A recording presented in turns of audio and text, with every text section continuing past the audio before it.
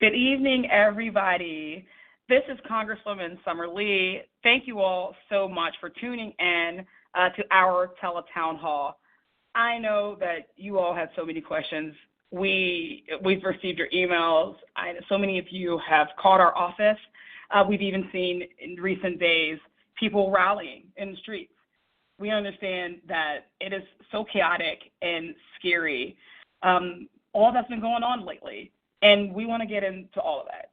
We're going to be here for about an hour talking through everything that we can.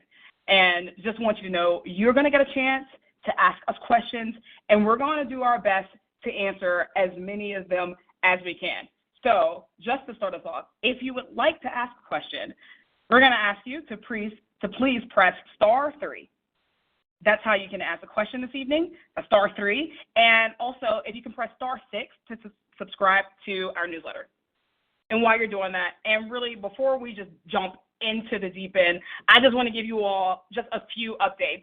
As some of you all know, or if you haven't, I would love to introduce myself. I've been representing Pennsylvania's 12th Congressional District since 2023. And though it feels like this first month has been a year, I just started my second term at the beginning of this year. My district includes all of the entire city of Pittsburgh, and we have a lot of Allegheny County, about half of it, so a lot of the Mon Valley, some of the southern suburbs like Bethel Park and Upper St. Clair. We even go out as far east into Westmoreland County towards Jeanette. Just for folks who have been paying attention, I was on a couple committees last year. I'm on one of the same ones that I was last year. This year, I'm on the Committee on Oversight and Accountability. And I'm also on a new committee this year, the Committee on Education and the Workforce, which we still call Ed and Labor. You're going to really want to keep an eye on the Oversight Committee. That's the one where we hold all of those people, all of the things that you're seeing accountable to you, to the people. And we know that's exactly what we're going to need in this moment. I'm also honored to serve as the ranking member, which is the lead Democrat on one of the subcommittees in oversight. That's the subcommittee on federal law enforcement. So this is my first year being a ranking member, and that's an incredible honor. On the Ed and Labor Committee, I'll be there focused on protecting our public education, our right to unions, and fighting for benefits that all of our workers deserve. So if you like to watch C-SPAN, that's where you can find us, and you can tune in to all of those hearings. And of course, on our social media, we try hard to post all of the clips of the things that we're doing, whether they're floor speeches or hearing remarks or any of our press conferences that we do there. Okay, let's get into all of this now. These past 30 days, I know our phones haven't stopped ringing. So many of you are worried, and you all have every right to be. I'm going to be as honest and straightforward with you tonight because I don't believe that we can afford to mince many words. President Trump is conducting an illegal and dangerous power grab. You can call it what it is. Elon Musk is stealing from you, the American people, your jobs, your benefits, your data. Combined, they're leaving millions of workers and families without answers, without stability. They're federal workers who have dedicated their careers to serving the public, who are, quite frankly, being pushed out of their jobs right now. Researchers who have been working on life-saving treatment, who are being pulled away from their work. We know there are teachers who are wondering what's going to happen when Trump and his allies dismantle the Department of Education. And nurses and doctors right here in our region at community health centers across this district and many others are watching as vital funding is in limbo. It's just in jeopardy, and they don't really know what the path forward is. So I want to be clear, this isn't just a DC problem. Pennsylvania is home to over 66,000 federal workers, with over 8,000 of them right here in PA-12. These are policies that are hurting you. They're hurting people across the country. We spent decades rebuilding and transforming Pittsburgh into a center of education, of medicine, of research, and all of that all that progress right now is under attack. Since I was reelected, I've been fighting against these dangerous power grabs that threaten our economy and our institutions and our livelihoods for working folks. And you, right here in the district and beyond, when House Republicans blocked our efforts to subpoena Musk, which is one of the first things we did as members of the Oversight Committee, they made it clear whose interests they're truly serving. And I just want you all to know, I refuse to stand by as Trump and Musk attempt to dismantle our government. And I know that the people at PA-12 are going to be backing me in that endeavor. And that's why we have spoken out against Trump and Musk and his funding freeze and demanded answers about why an unelected billionaire has been given access to your data. If this operation is legitimate, why is there zero transparency? And what is Elon Musk hiding? That's why we want him to come before our committee. We stood up for workers and unions by pushing back against Trump's illegal firing of Gwen Wilcox, for instance, from the NLRB, which threatens workers' rights and protections across the country.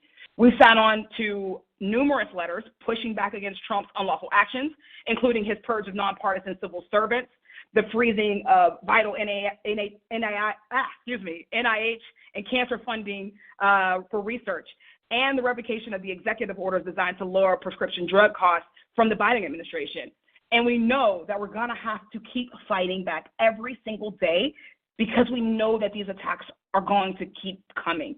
Many of these fights are going to be in the courts with states' attorneys generals, with governors. We've seen our own governor filing a lawsuit to block illegal actions from the Trump administration. In Congress, I'll be there to use my power to conduct oversight on the committee I sit on. Let me be clear. You all, people in Western Pennsylvania and across the country, deserve a government that works for you, not for billionaires using it as their playground. That's why I'm hosting this telephone town hall tonight, so that we can discuss what's happening and we can start to address your concerns.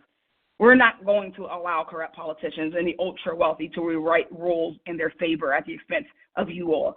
And we are not going to stop fighting until we make sure that our government serves the many over the money. So I know that was a lot, and we're going to break it all down even further. So we're going to start now. If you'd like to ask a question, again, press *3 to ask a question. And you can also press *6 to subscribe to our newsletter. So thank you, and let's get into it. Some of the questions. Thank you so much, Congresswoman Summer Lee, for those wonderful opening remarks. We got the first question here. Andrea from Bethel Park. Her question is, what are you doing to protect the Department of Education and Medicaid for Pennsylvania at the federal level? Okay, we're getting right into it. Okay, so I just want to reiterate again that as I was honored to be placed on the Ed and Labor Committee. It's a committee that I've been fighting to get on since I came to Congress, because both of these issues are so incredibly important to me, to PA-12. And we know that it's also a committee that the Republicans have tried to de-emphasize. So they've stripped the amount of people who can be on the committee. And it's for reasons like this. It's because they want to de-emphasize public education. So just to the Department of Education, I want to just be very clear about what this is. We talk a lot about this being a constitutional crisis. This is one of the best examples of why. The Department of Education was created by Congress, and that means that only Congress has the authority to dismantle it. Any attempt to bypass the process undermines our democracies, checks and balances that we all learn about in civics class that are integral to the system, and it threatens the critical services that the DOE provides to our communities. So first, it is illegal, actually. The Department of Education cannot just be unilaterally dismantled by an act of the president.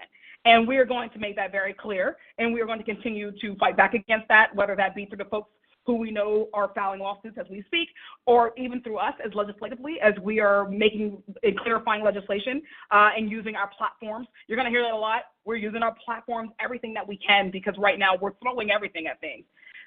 But one of the things that we need help with, right, is actually combating some of the misinformation about what the Department of Education is and what it does and why we even have one.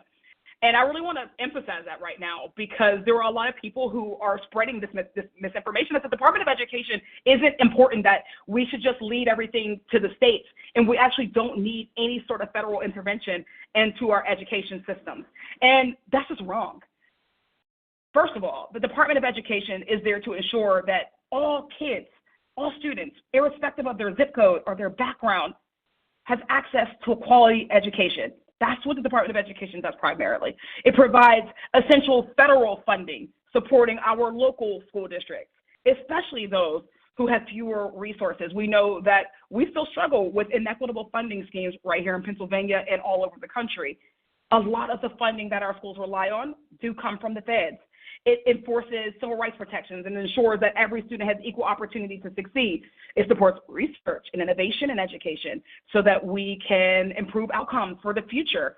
The Department of Education covers financial aid programs for higher education to try to make it more accessible for and affordable for families like me who relied on that. It does so much.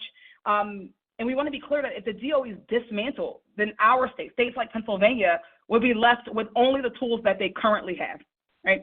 So to put it bluntly, right, local school districts would bear the brunt of the cuts, which means that your property taxes go up, which means that our states would struggle to continue to fund schools at the levels that the students, the educators, our communities deserve. Poor school districts, of course, are going to be disproportionately burdened from that. So that's why it's that important that we all collectively sound the alarm on this, really reinforce how important the Department of Education is in helping us in that endeavor. Medicaid, I'm sorry, I do not want to miss that part of the question, right? And I just want to be clear that Medicaid is not a blue state program, right? It's a lifeline for millions of people. It plays a crucial role in providing health care to the most vulnerable populations in our communities.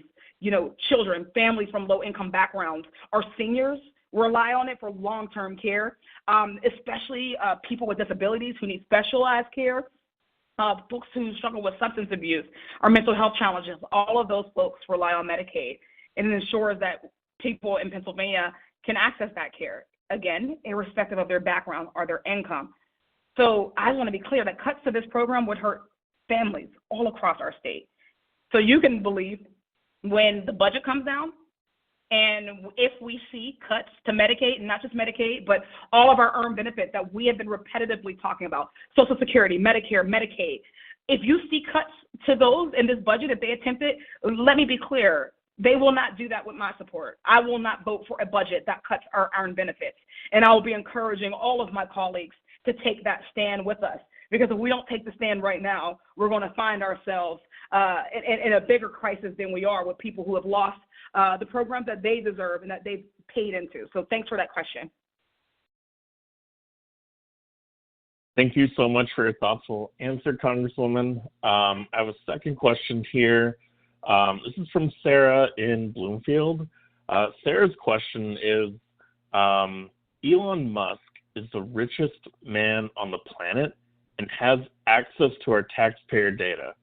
What can we do to keep money and billionaires like Musk from influencing and taking over our government?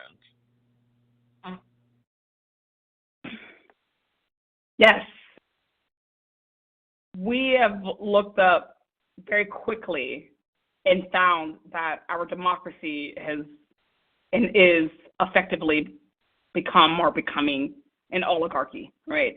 Rich people who have more access to government officials, to opportunity, to our lawmaking process, and it's only going to get worse. Listen, I am very clear. As somebody who has to run every 2 years, I don't want to sound biased. But the number one issue for me and the thing that I just talk about nonstop because it's that important is Citizens United, right? We talk about that we have to get big money and dark money out of our politics. This is a good reason why. And there are many more, right? What we're seeing is increasingly our public service is out of reach for everyday people. It costs more to run for office, where even it used to be, and let's be real, it's expensive if you have to spend $100,000 to run for office. Everyday people don't typically have access to that type of money. Well, last cycle, we saw some of the most expensive, even primaries in the country, where in primary races for Congress, we're seeing upwards of $25 million being spent. And the biggest spenders have become tech billionaires, right? Those sorts of folks who have been buying access to the White House. Elon Musk is a perfect example of this, right? Here is somebody who has a number of conflicts of interest, right? He donated about $280 million to Trump's reelection campaign, which means that he essentially bought his way, not just into his inner circle, beyond it, right to the Oval Office. He's essentially working as if he's the Prime Minister of the United States, which tracks as Donald Trump is now proclaiming that he's the king. And he's able to do that because he's able to pay for the type of politicians who he wants in office. He's able to, of course, not just get himself access, but ensure that his companies, his interests have access. There are a couple things that we have to do about this, right? A, we have to call it what it is. There are no billionaires, benevolent billionaires who have our best interests who need to have all of our taxpayer data. There is no reason why one person should have that sort of access and influence. It is unprecedented, and it is for no good reason. There are none but nefarious reasons for why a multi-billionaire who has many interests with the government would need access to our information. But it's also the same for why he is going through agency by agency, department by department, and he is laying off people, federal workers. He's taking up space and creating better access for his own companies, his own interests, to be able to fill the voids. They're replacing federal workers who are nonpartisan with psychopaths, right? So that they can go on about their, what their agenda is. And we have to call that out. We have to fight back in every space. I know that right now where some of the stuff feels so discouraging, we have to resist the urge to retreat.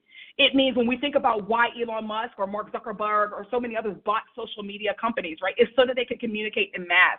It's so that they could shift the realm of what is acceptable or normal in our country. And we have to shift it back.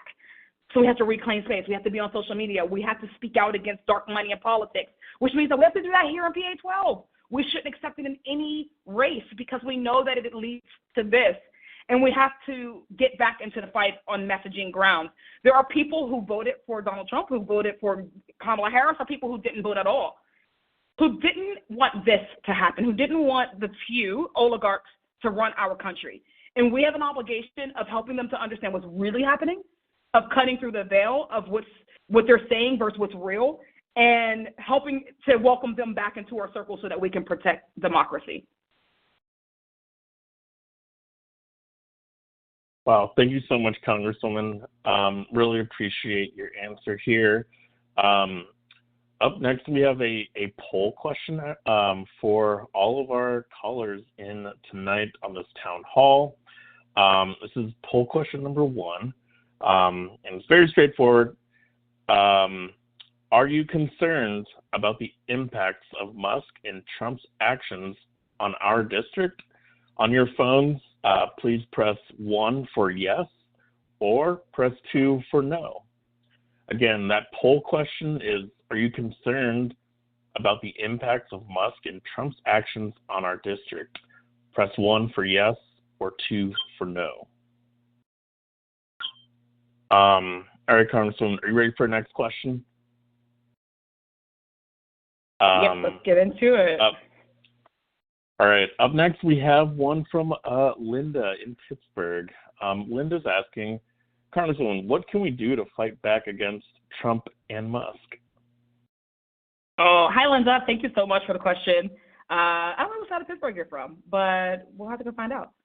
That is a really good question, and I think it is probably the question that we get the most because it is, when we're seeing like this flooding of the zone, it is designed to make you feel hopeless, even a little helpless, kind of keep us scattered so it feels like we don't know kind of which way is up.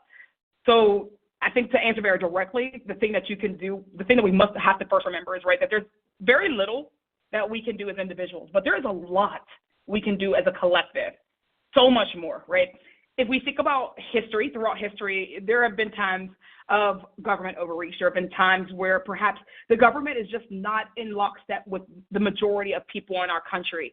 And maybe it isn't on as big of a scale as this, but we've seen it many times throughout. And the one common denominator that we see is that the true change, right, the real change, real accountability always comes from the people. It always comes from the outside, from organized groups, organized people who are mobilized. And that's not going to be different now. And I know that what I don't want to do is make it feel like I'm moving or shifting responsibility. Instead, what I think we need to see this as is that we all have to attack this wherever we are with whatever tools we have, right? So when I think about power that people have, it is that precisely, right? Power to the people, that we are a government fundamentally of and for and by the people shall not perish, which means that functionally you have power, and every election you decide who we're going to give it out to wield our power for us. And in this instant, right, we gave and we entrusted our power as a nation. I'm not saying that we all voted for them, but we entrusted power to the Republican Party in the House, the Senate, and the White House. And they're going to get to move in certain ways with that power. But where they are moving in ways that we don't agree, we have the responsibility to take our power back. And we see small examples of that. I think about the federal freeze. When that day happened, it was incredibly chaotic. One of the things of many was the Medicaid portal shutting down across the country. And many people, Republican, Democrat, Independent, rural, urban, suburban, all racial backgrounds, spoke up about that, about them not having access to their Medicaid. The people in this country made it very clear that that was a red line. And what we saw was Trump and Musk having to take a step back. We're going to have to do that and more. We're going to have to replicate that. We're going to have to be more intentional about that. I would say for future thinking, right, not right now, but maybe right now, right, that there's power in our dollar. How do we spend our dollar? Where do we spend our dollar? We're seeing boycotts of companies that are clawed back on their diversity, equity, and inclusion programs to let them know that we don't appreciate and we don't plan to spend our money or to invest in companies that don't invest back in us, right, our labor. And how we use or withhold it, right? We know that our country and our government are strongest when our unions and our labor is strongest. And that's why we support a strong labor union movement. So the short answer is that we all decide how and what we're going to do with our power. What you can do right now, what does it look like? I would say make sure that we're supporting the legal organizations, the civil liberties organizations that are doing so many of the lawsuits. Right? When people say what are Democrats doing, one thing that I want people to know is that this is a larger plan, right? We have legislative power, and then we have judicial. We have our legal system. And those are going to go hand in hand. It's only been 1 month. It's been less than 1 month. And I know a lot of people are like, wait, why are we, why are we on the streets? Why haven't we, done this? We are. There are about 70, I think, lawsuits right now challenging Trump and Musk's illegal actions.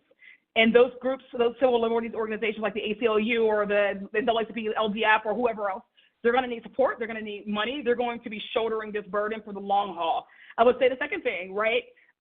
Obviously, checking on your community members, but find those organizations where you feel that they are active, that they're not maybe a waste of your time, but there are like-minded people who are moving in the same step. I went to a community group just this past week in the South Side, and it was incredible. It's a group of people who say, like, we're not here just to complain. We're here to take action. We're here to fix the things that are within our control. And that is one of the things that I think is the reason why you still see 100+ people come once a month, even when it's freezing cold outside. So organizations and community groups like that are action-oriented, I think are going to be a balm to the soul right now. And, of course, continue to keep your electeds accountable. Put pressure on us. My senators, right, if you have a congressperson who's doing already or moving in the way that you expect, remember we have 2 senators. Remember that we have local elected officials who need support and accountability at the same time, and that where we see a lack of movement or a lack of alignment, that is still always an avenue that you can also run. So I think those are the things that we should be focusing on right now to not overwhelm you. Thank you so much, Congresswoman.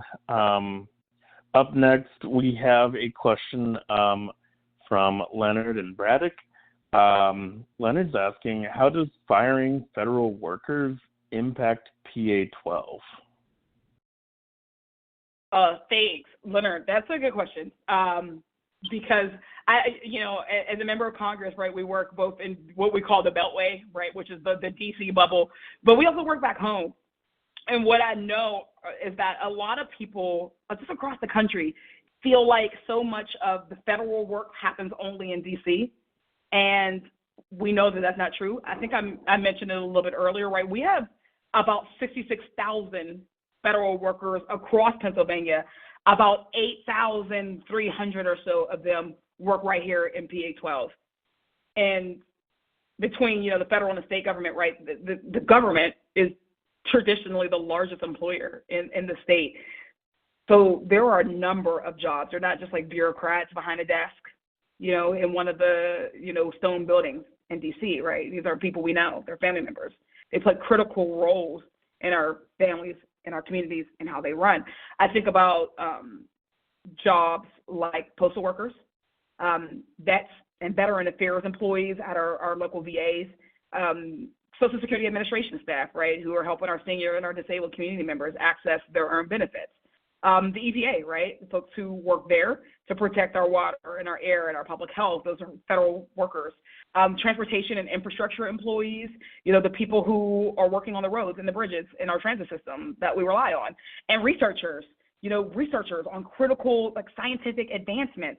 We worked really hard, again, in Pittsburgh, in the region, to turn a corner to make this place ads and meds, space and science and technology. So much critical research that we do right here in Western Pennsylvania helps the world. And those workers are now in limbo. They're in purgatory. Some of them have already been let go. We've seen some federal workers lose their jobs, right? We've seen and we will see how the loss of those jobs impacts our entire community. So I think the things, just the categories of things that are going to be impacted, right? The essential services. So cuts to federal jobs are going to mean fewer resources for veterans, for our seniors, for working class people. I think about delays in Social Security, reduced health care services for vets.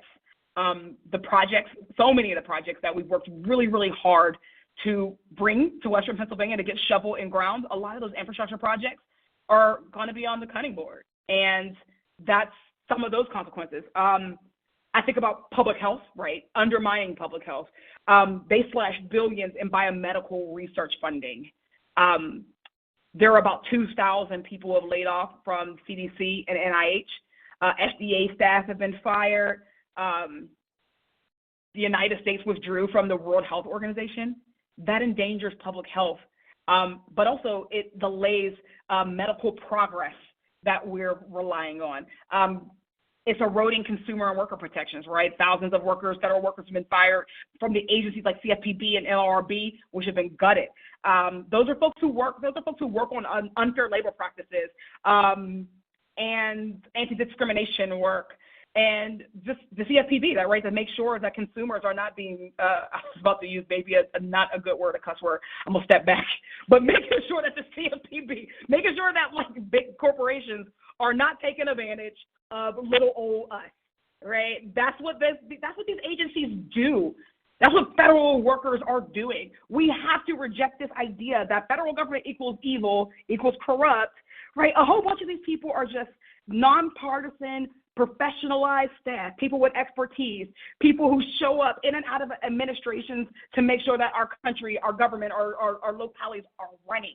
And that's why it's so important that we continue to fight for federal workers to keep them safe and to make sure that these departments are not just slashed unnecessarily.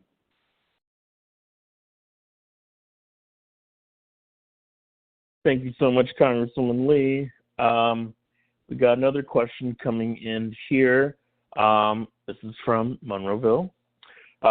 Chelsea would like to ask, what impact would cutting DEI programs have on hiring practices and workplace culture, especially for women, people of color, and individuals with disabilities? Oh, thank you, Chelsea. First of all, I just want to say we have got to reclaim language, right? Republicans love to use, they take words, acronyms, and they like to villainize them. So DEI, is their, newest word of the day, woke, they use that. Diversity, equity, and inclusion, right? We're talking about cuts to diversity, equity, and inclusion. These programs are at every level, right? Your workplace, our schools, the federal government, institutions that are incredibly important. We can recognize that historically there has been a disadvantage for people of color, for women, for other marginalized people, ethnic and religious minorities, people with disabilities. We had, as a country, we are at our best when we recognize the things that we do not do well, when we recognize our blind spots or our past injustices, and then we take steps to fix them. when I think about diversity, equity, inclusion, I know that a lot of people are honestly are trained right now to think Black person got something that they didn't deserve. Woman got something she didn't deserve. Wasting a space on a marginalized human being who couldn't have possibly earned a spot. And what I don't hear or what I don't see, and that's important, right? Because Black people, women, other folks of color, disabled people, we all deserve to be in education spaces. We deserve an equitable education. We deserve an education that is holistic and includes us in the curriculum. We deserve jobs that pay well. We do have a wealth gap in this country that we deserve and should close. But also, I think about how eroding diversity, equity, and inclusion programs aren't going to just harm, the boogeyman, right? I think that in this moment, when we think about an autocratic government, we're going to use a lot of words. You're going to hear a lot of them: oligarchy, autocracy, dictatorship. And we should learn them all right now, because they all have kernels of truth, and we are not in a government that can withstand any old attack, as great as America is, right? We can learn the lessons from history. When I think about the attacks on Black folks and brown folks and women and disabled people and queer and trans folks, first of all, there's a reason, right? It's an us versus them.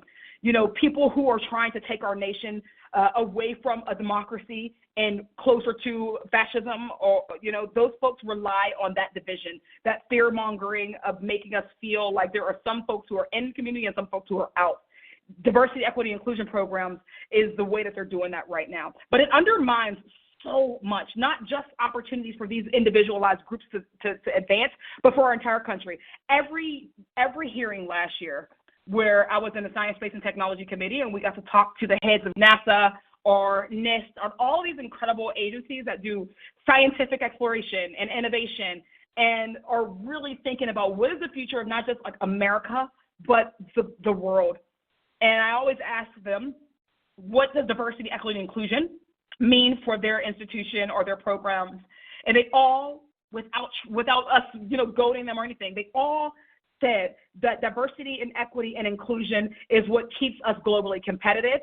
It's what ensures that the United States we're putting our best foot forward. When we are ensuring that there are opportunities for the least of these, for the poor child in the Mon Valley, just as much as the wealthier child in Upper St. Clair, then we're making sure that we're tapping into all the talent that this country has to offer. When we are in an age of increasing exploration and innovation, that we are not being left behind. When we make sure that all children have access to a quality education, we're ensuring that our country lives another day into the future, right? When we are building up our workforce with diverse perspectives at it, we're making sure that we're looking at problems from every angle and that we're not missing things.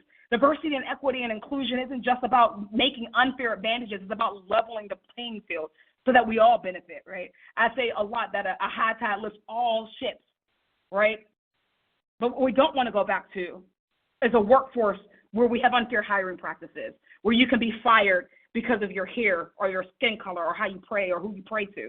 We don't want to go back to environments where discrimination is legal, right? We don't want to go back to environments or workplaces, right, where the perspectives are all the exact same. We don't need everybody who thinks and looks and lives the same to contribute to the conversation. That's not how we get innovation, and that's not how our country thrives. So yes, these programs are going to harm, eliminating these programs are going to harm education, K-12, and higher education. I think about the first generation college students. I think about the next generation of college students who might not be able to go to college because of the erosion of some of these programs. And what are we going to miss? What is our country going to miss by leaving them behind?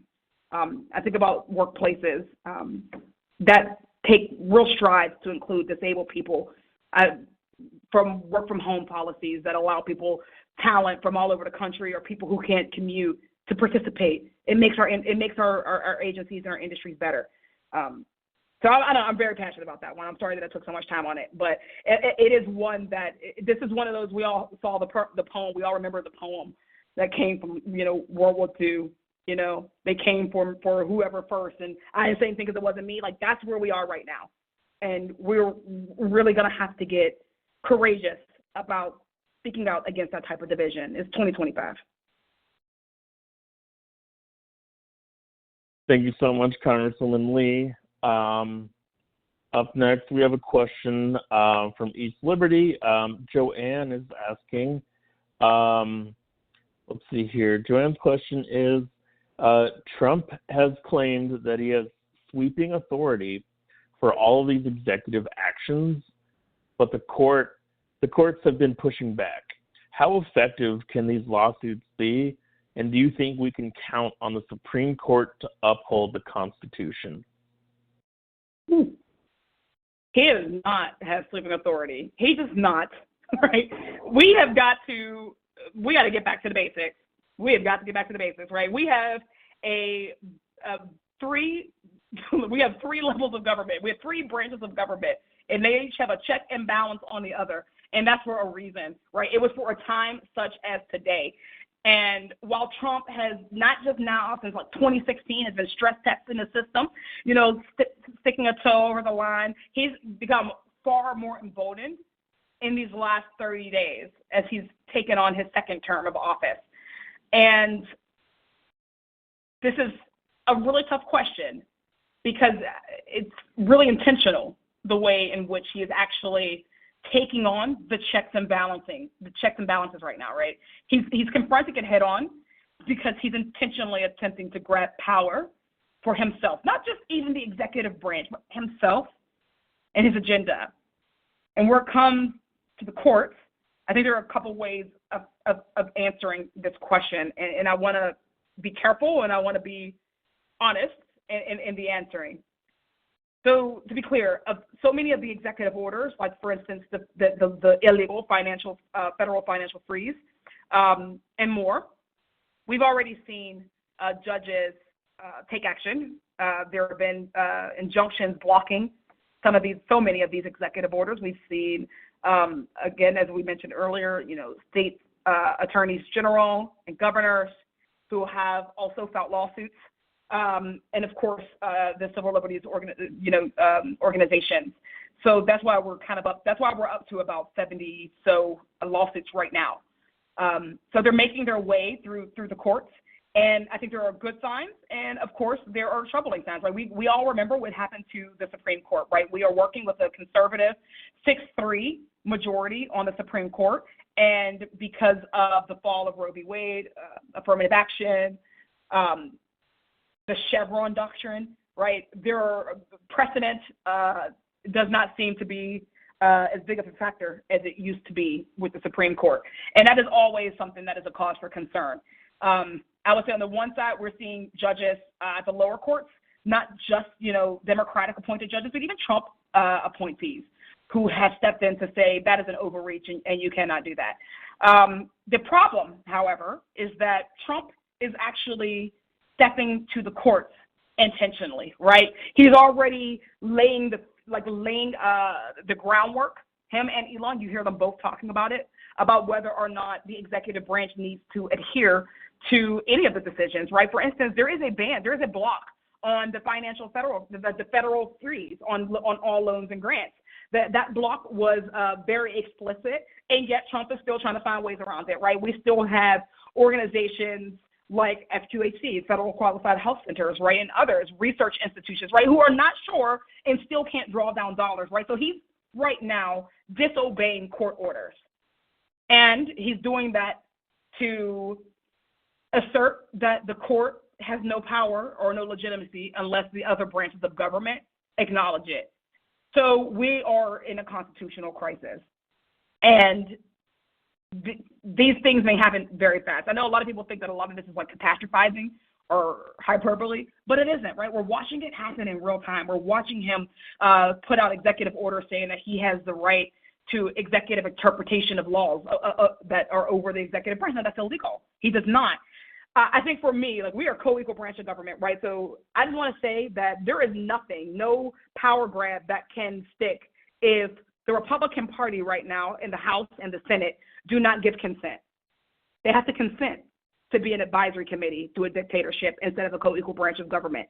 And right now, we need to really put pressure on them to remind them of that when the courts didn't work for us, right, they didn't work for us. When they don't work for him, we expect them to abide by laws in the Constitution itself. We expect the legislative branch to act as a check and a balance to executive power. And to be quite frank, we're not seeing either of them necessarily do it yet. We're not seeing the legislative branch act as a check and a balance. So our hope is that SCOTUS, I think, we don't know how SCOTUS will rule. I think that there is a chance that some things will be ruled down and some things may be ignored. But the bigger question is what does Donald Trump do with the ruling, right? Does he complete his overreach at that moment? And then what do the rest of us do? So that might have been a bleak answer. That might have been a little bit of a bleak answer, but it's real. And I think it's something that we all need to pay attention to right now.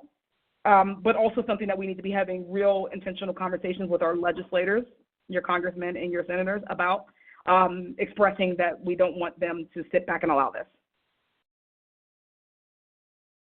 Thank you so much, Congresswoman Lee. Want to remind everyone joining us tonight to please press *3 to ask a question to the Congresswoman, and also please press *6 to subscribe to the Congresswoman's newsletter. Now we have our second poll question of the night. This is poll question number 2. You will let us know what issues are most important to you. There are 5. Please press 1 for economic security and opportunity. Press 2 for health, safety, and well-being. Press 3 for justice, rights, and democracy. Press 4 for climate and environmental sustainability. Press 5 for immigration, global security, and international affairs. All right. Now we can head into the next question. Congresswoman, our next question comes from Squirrel Hill. Judy would like to ask about the Treasury Department. Her question is, the Treasury Department manages Social Security payments, veterans benefits, and other critical disbursements. Should the American people be concerned about a billionaire like Elon Musk having access to such sensitive systems?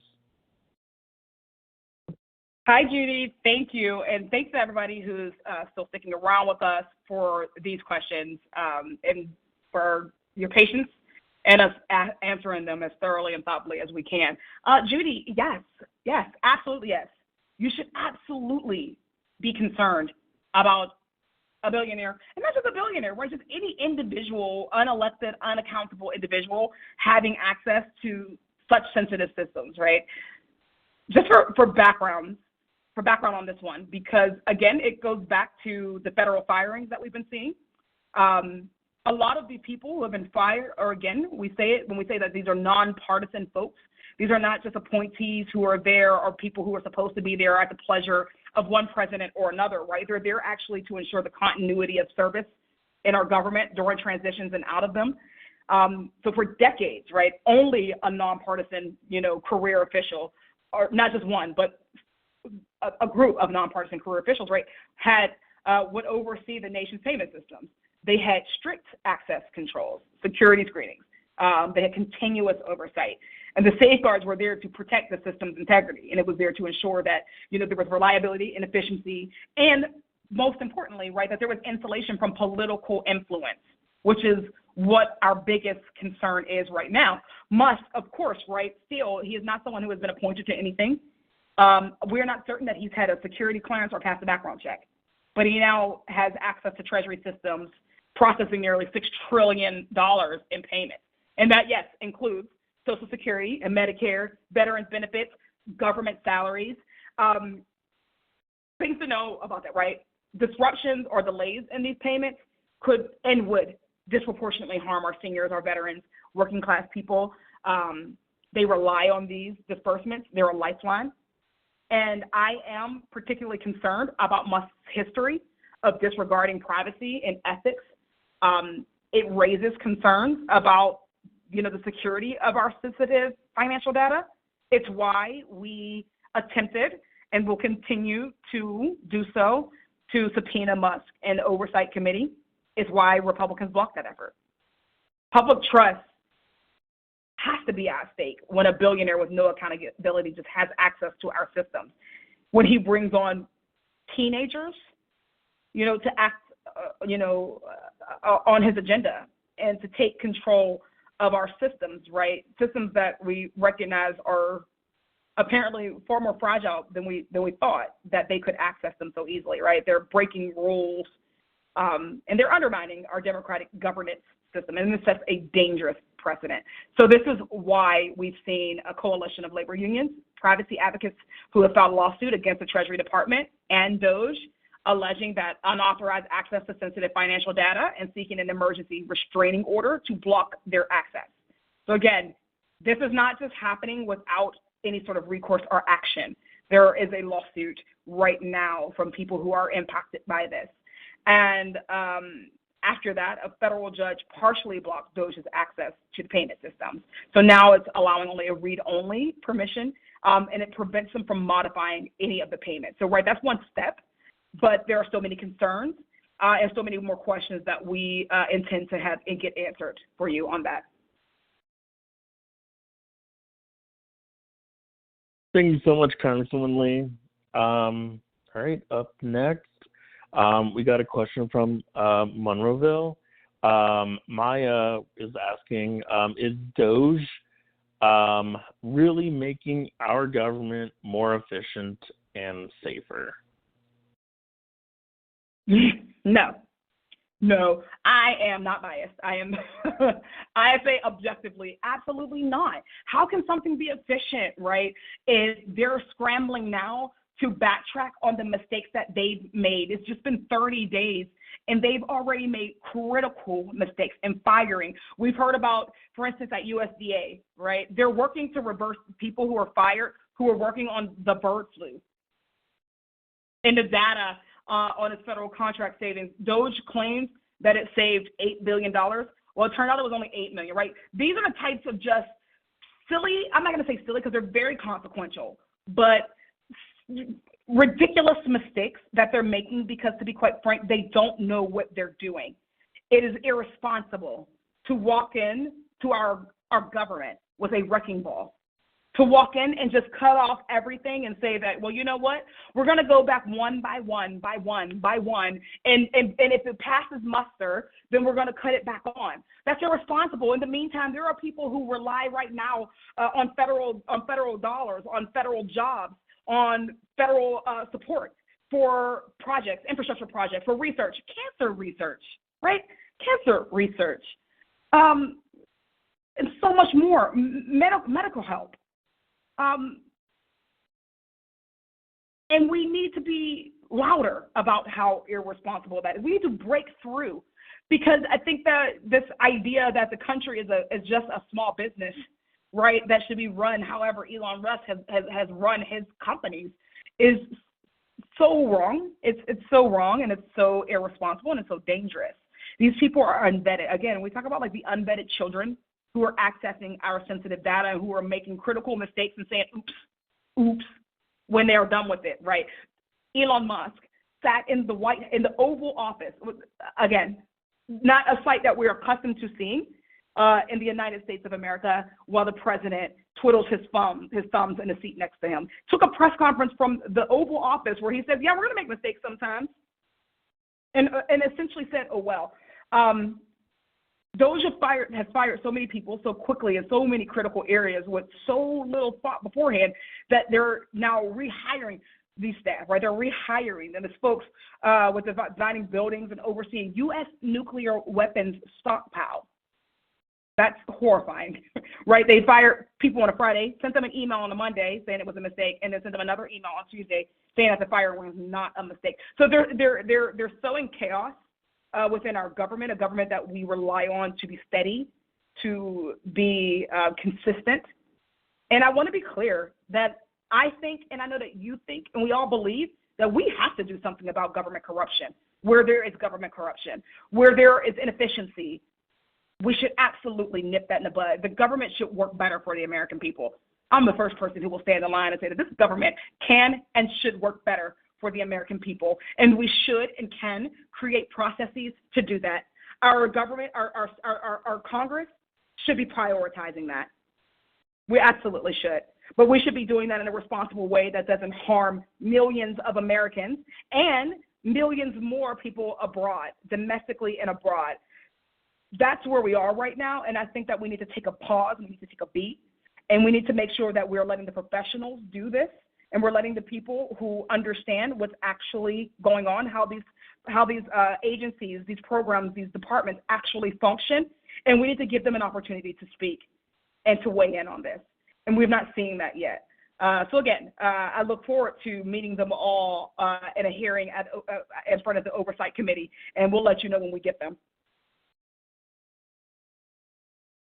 Thank you, Congresswoman. Want to remind everyone joining us tonight to please press *6 to subscribe to Congresswoman Summer Lee's newsletter. Again, that is *6 to subscribe to the newsletter. Our next question comes from Erwin. Arlene is asking, Congresswoman, do the NIH funding cuts impact our region? Yeah, it does. It absolutely impacts our region.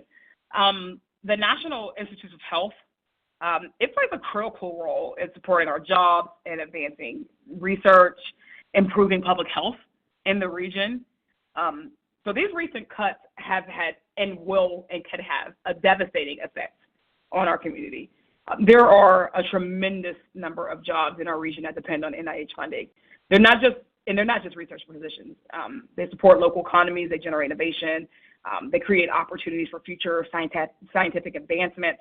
So cutting this funding risks slowing processes in key areas like cancer research, maternal health, where we know that we have some of the worst outcomes in maternal health in the country, infectious disease response, and so much more. So in our district, the PN12, we have, I think, about 42 researchers at McGee Hospital, for instance, who are these are folks who were experts. They were working on developing safe, effective HIV prevention products for women.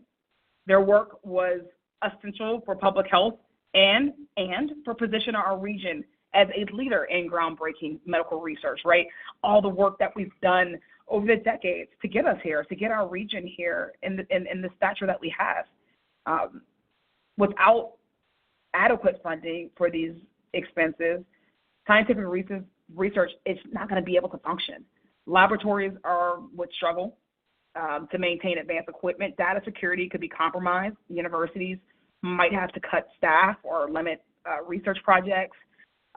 They would, of course, consequently become more reliant on private industry funding, which, of course, makes their projects and the things that they want to do at the whim of those private funders. So that's significant. I want to also just mention that during Trump's first term, his administration proposed a big cut to NIH budget back in 2017. But they faced bipartisan opposition in Congress, and it wasn't enacted. And that's remarkable because 2017 was not that long ago where we still had bipartisan support for things that impacted or affected our communities.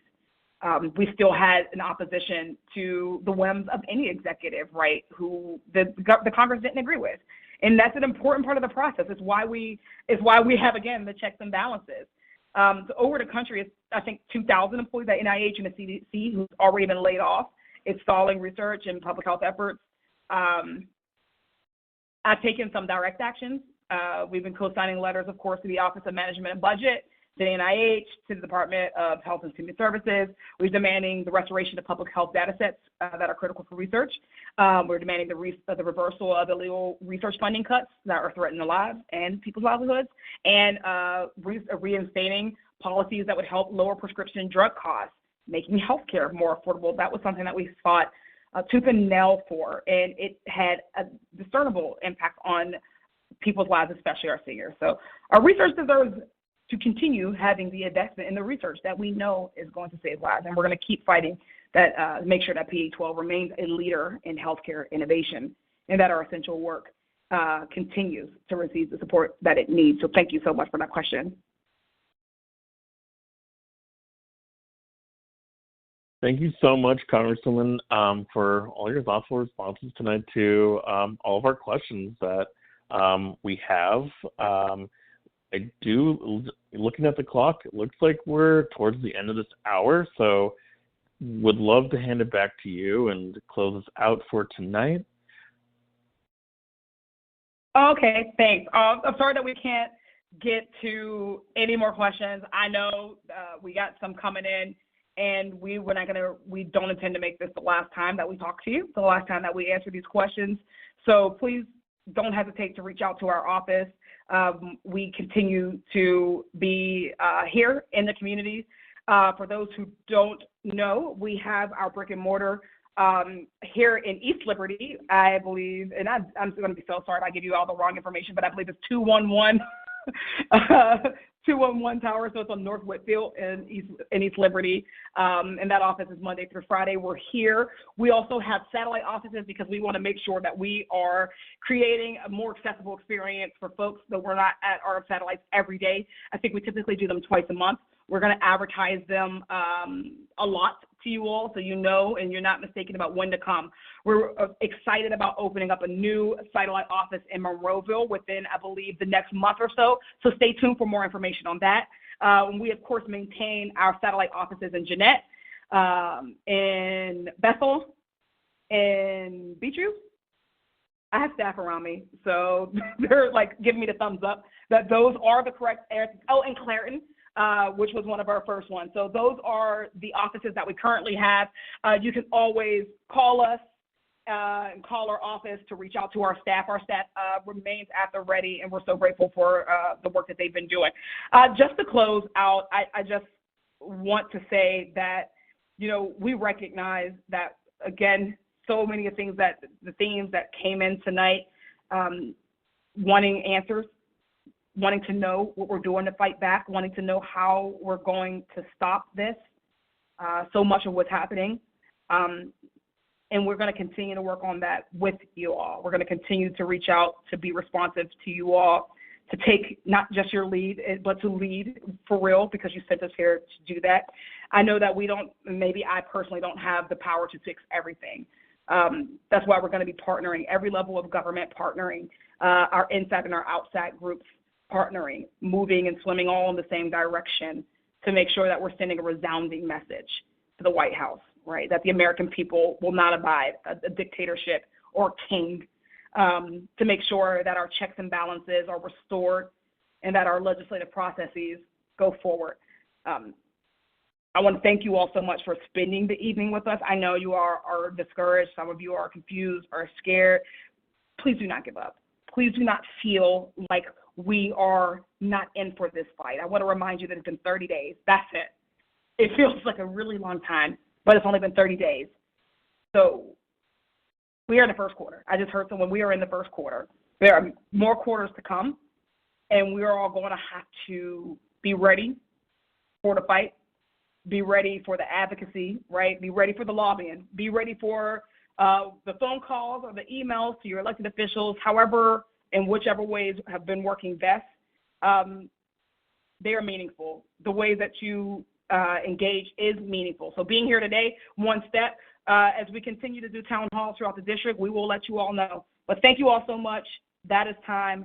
And I really appreciate you spending a little bit of time with us and sharing your concerns and sharing your thoughts. And we want you to continue to do that. So until next time, thank you all so much.